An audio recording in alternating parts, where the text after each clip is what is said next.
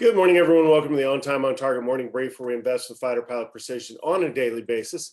Well, you saw the big sell-off in tech yesterday. Then it spent most of the day recovering back to where it was. And, we talked about that yesterday as far as, tech can only sell off so much before the money comes rolling back in. So I'm not going to say it's not going to happen again. But this morning, if tech turns around and rolls over again, I'm going to be a buyer all day long. So get out your shopping list of all the positions that you kind of wish you were in. And that's what you can do today. And again, you'll never catch the exact bottom. That's not exactly what you're trying to do. You're trying to get a good deal and position your portfolio into things that you want to hold long term. And if you have long term hold stuff, don't sell it into something like this. It'll work itself out and resume the march back higher here soon enough.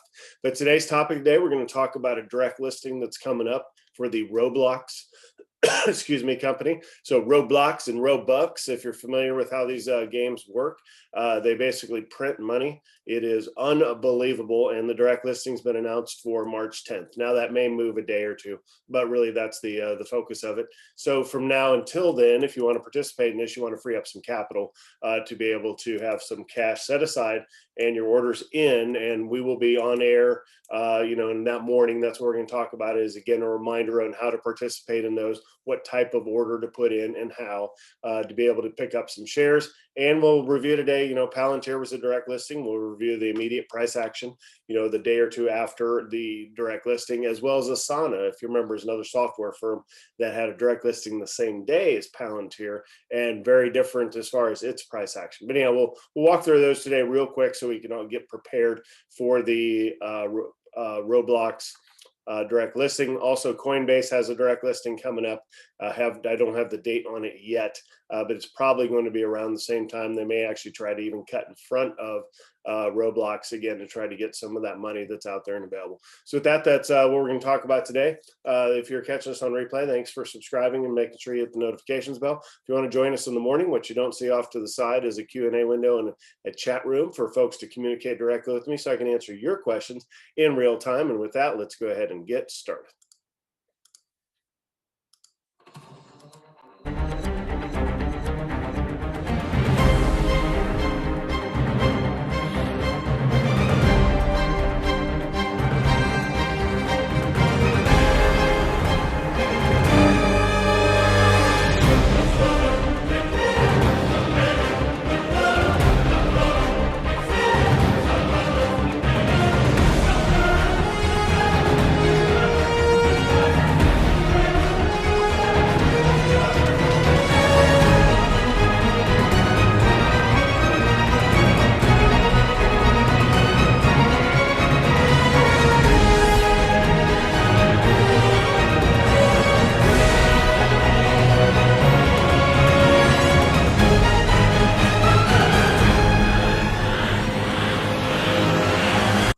All right, welcome back, everyone. Here's our lineup card for the day. Make sure you have your chat window set up correctly, as well as your Q&A window. Standard disclaimer applies. This is a financial education briefing, so make sure you do your own due diligence before you act upon anything you hear in the briefing this morning. All right, our mission objectives today are to grow our money, protect our money, and live off our money. Talking specifically for growing our money through taking advantage of direct listings. Again, direct listings there's three ways basically to go public now. There's the traditional IPO, the initial public offering, which is kind of what's been going on for years. And then lately, we've had these special purpose acquisition companies where a company stands up with just a bucket of money, merges with an existing private company, and then takes their ticker. So that is a way for that company to become public. One we'll talk about today is Golden Nugget Online Gaming. That GNOG was a SPAC. Also, if you think back to DraftKings, that was a SPAC as well. And then the third one is this direct listing. Now, direct listing is really, it's been around for a long time, but it's gaining a lot of popularity. And again, Palantir was probably the name that most people associate with the direct listing, but it's basically where those shares are dumped right onto the open market. A lot different from and a lot less expensive from the traditional IPO process. So that's what we'll be talking about today. I'm excited about this company. I think it prints money, like I said, in the open.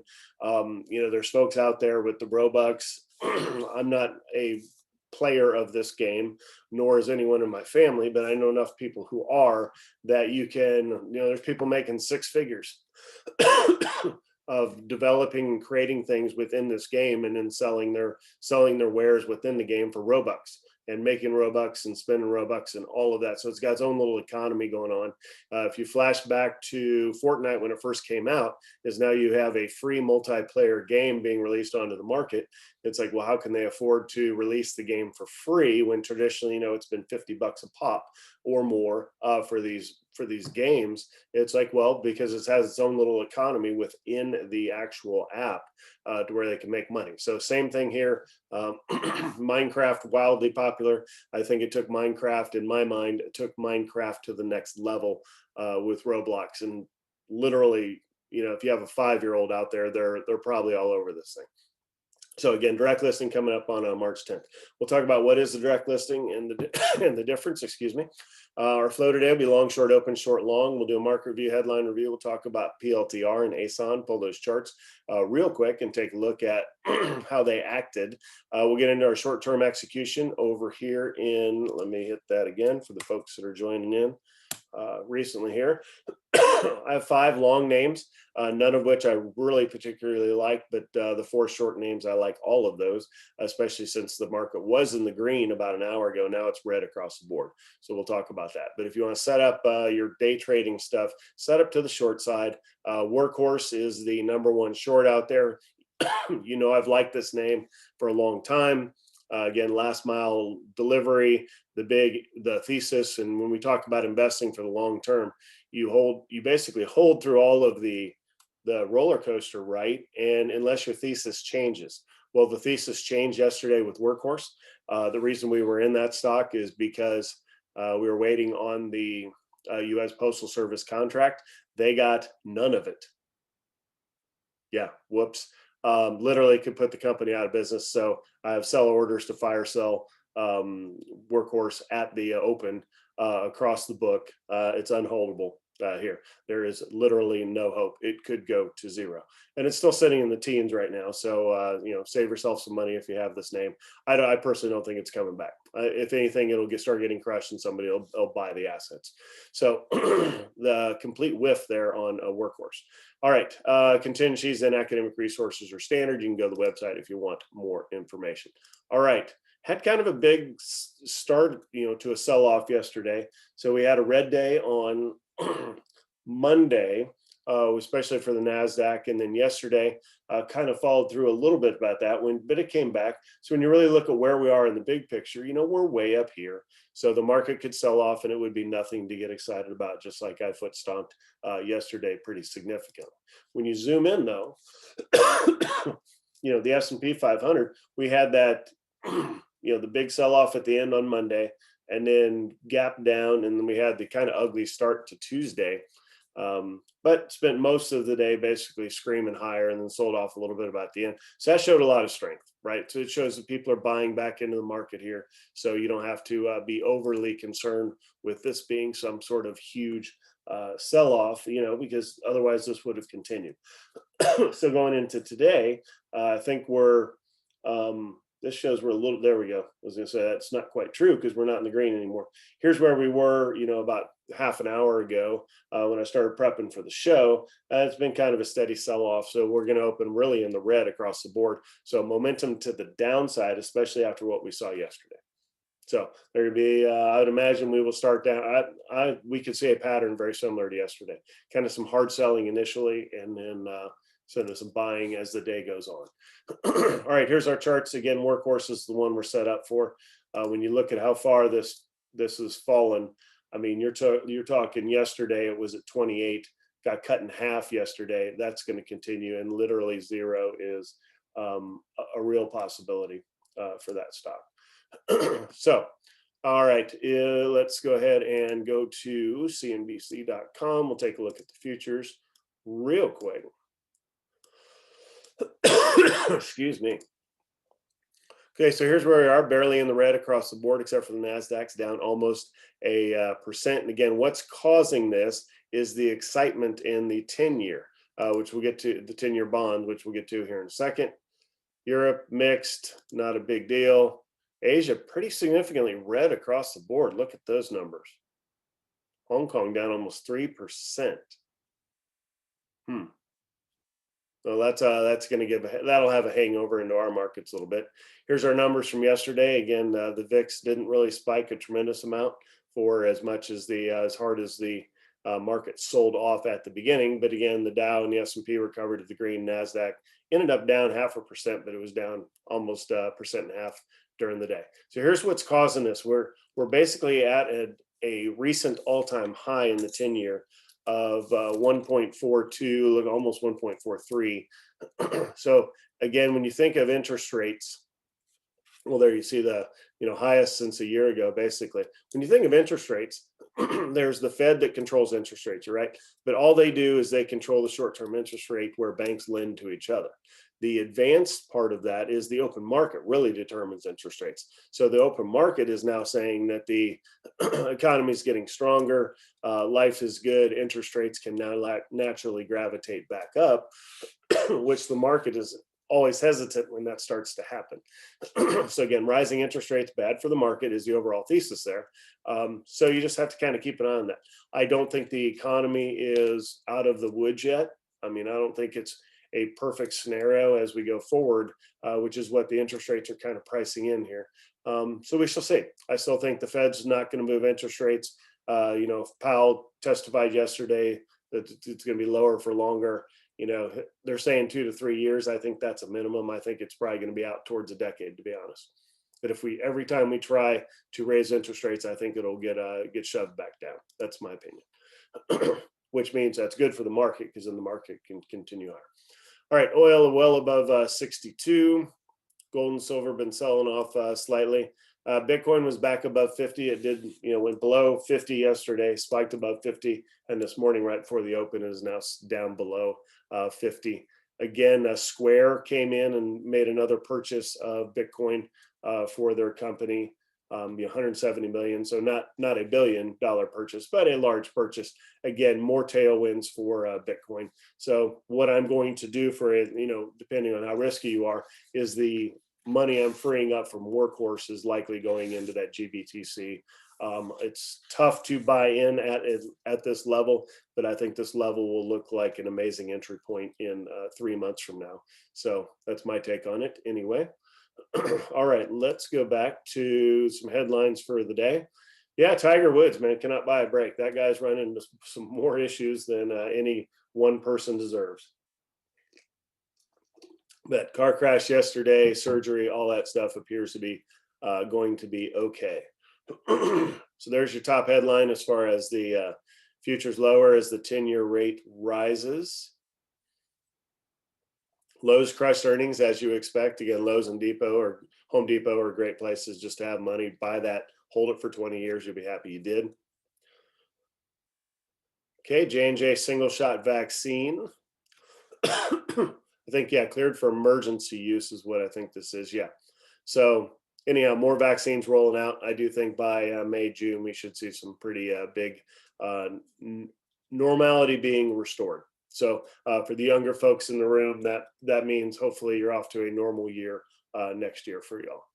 All right, there's the Bitcoin and Square buy this morning.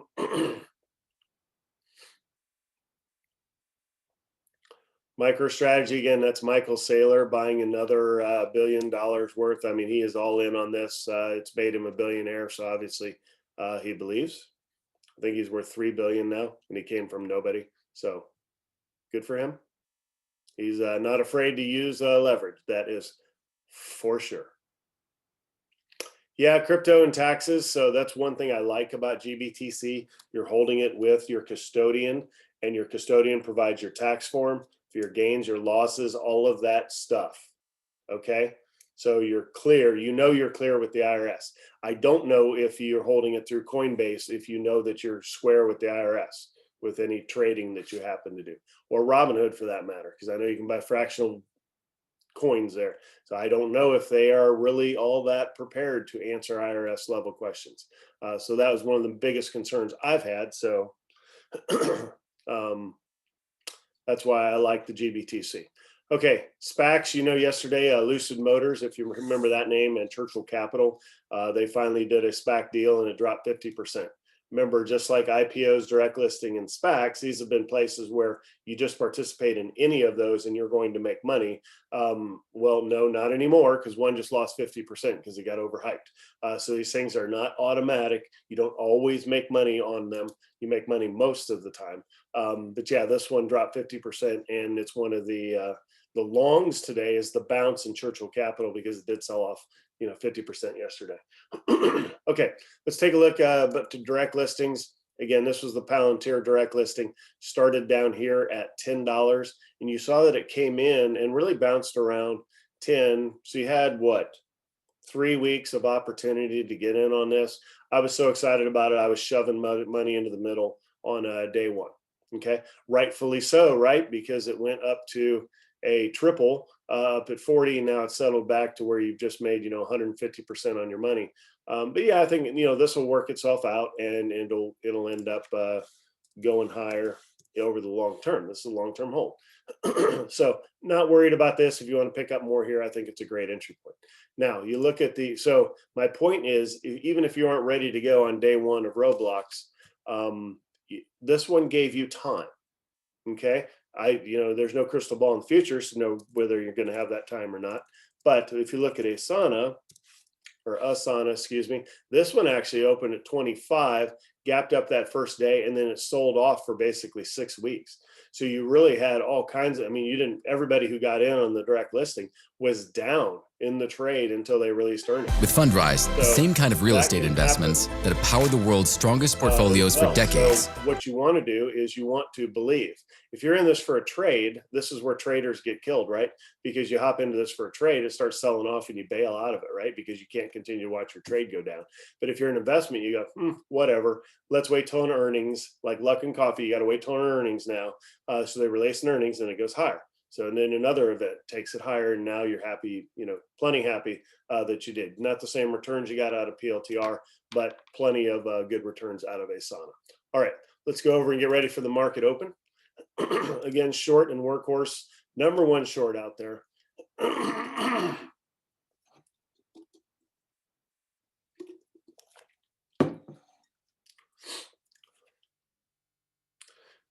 All right, good morning, everyone, and welcome to the On Time, On Target play of the day. We have 30 seconds to the market opening. You have 4 screens in front of you on TD Ameritrade ThinkPipes platform.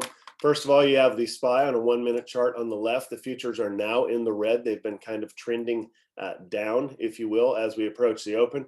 Workhorse is the top short. Again, busted contract with the U.S. Postal Service.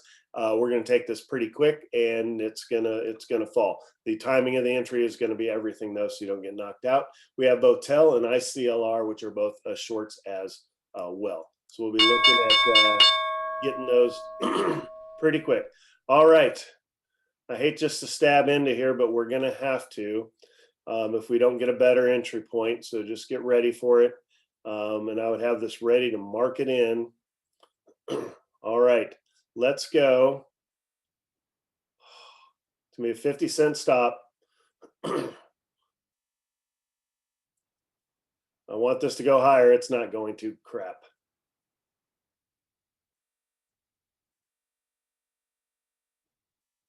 Okay, 1380, 1390. There we go. Take it short. We're looking at a 50-cent stop, so you're up to 14.4. I love this entry. It's just got to hold basically in the first minute, minute and a half. And if we survive that, then it's going to be a sweet trade all the way down. So 1390, you can still take it here. 1440 is your exit point, or excuse me, your stop above the high of the day. And you could actually, if this starts striping down, you could even move that down to 1430. But leave it to 1440 right now, just because this thing can flop all over the place. So again, we're in the workhorse trade short, already down 16%, literally could drop, it's down 40% yesterday, could really turn around and strike down. All right, got to hold your breath here for a second as it goes to a new high of the day, and see if it holds.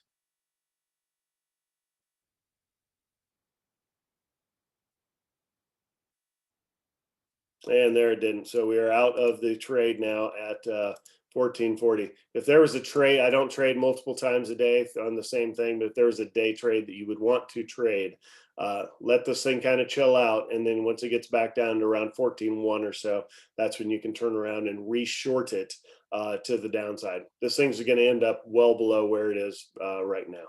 So, but once you set your R, you got to be true to the math, so you can't sit there and trade it all day long. Even though I'd be tempted to on this one, but we shall see. All right, let's talk about TEL. TEL's backing up to where it's only down 5% now. You see the market bars are higher. A little bit of context. We'll zoom out here. So I'm almost back to even in the overall market. So TEL not really working short. Neither is ICLR. Let's take a look at CTIB.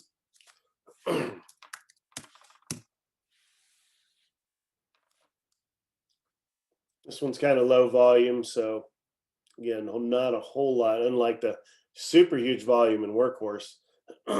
But there you go. This is where if you were to take Workhorse again, wait till it gets down about 14.10 or so, and then you can take it and expect it to strike down from there. So kind of looking at the entry again here.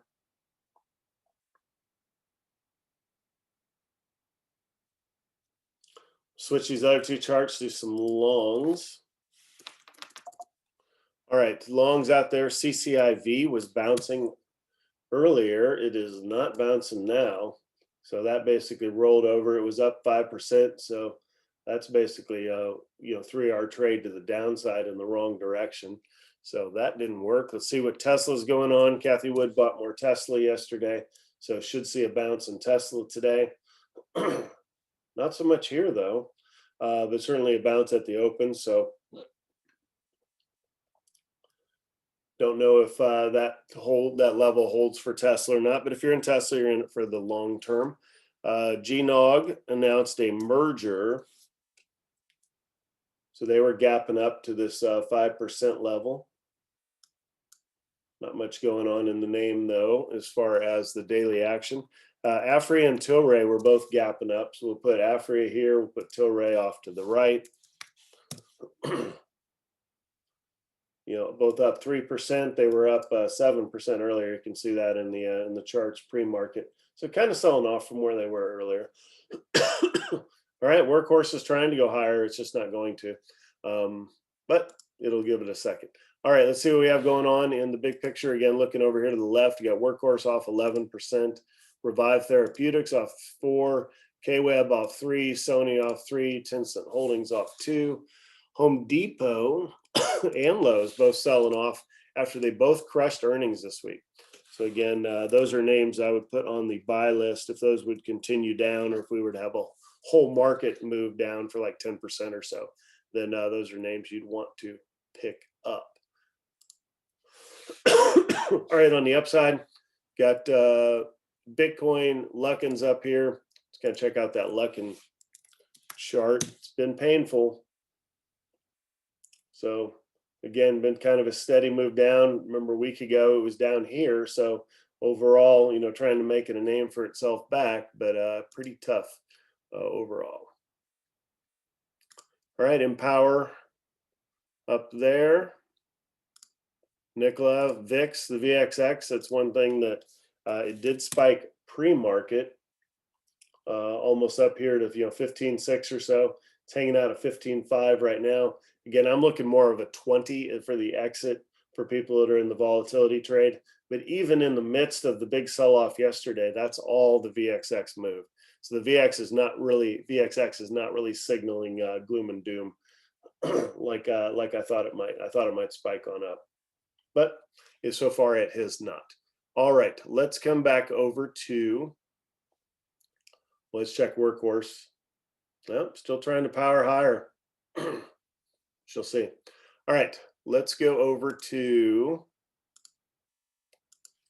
Investopedia, and again, the difference between the IPO and the direct listing. So IPO, you have to commit to the shares ahead of time. So if there's an IPO out there that is coming out and you want in on it, you have to either applied directly to your brokerage, or if you're using an advisor, tell your advisor that you want in on it. And then once from there, you have to be an accredited investor. So again, you have to have $1 million investable, or you have to have a salary over 200,000 a year individually, or 300,000 joint for a period of 2 years. So all that has to be verified to participate in an IPO. So that's one of the things that, as a direct listing, you don't, since you don't have to be accredited, you can just buy on the secondary market. You don't have those same requirements. So you can get in on the direct listing if you're not carrying a $1 million bat with you. But either way, if you go through the IPO route, you kind of do a mother may I for how many shares that you want. And it's a dollar amount. It's not actually a share.